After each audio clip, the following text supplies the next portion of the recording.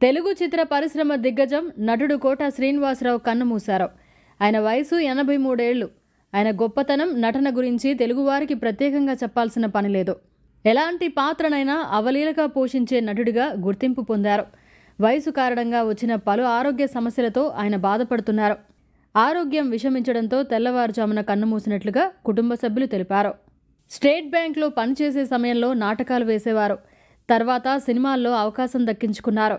అహనా పెళ్ళంట cinema తర్వాత ఆయన వెనక్కి తిరిగి చూసుకోలేదు.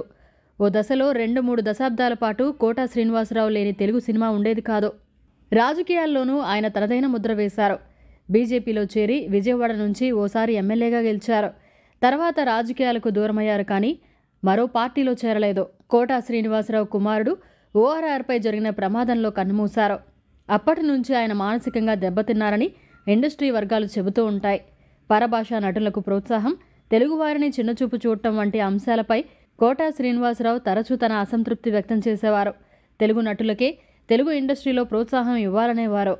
కోట శ్రీనివాసరావు కన్నుమూయడంతో పలువురు నాయకులు దిగ్భ్రాంతి వ్యక్తం చేస్తున్నారు.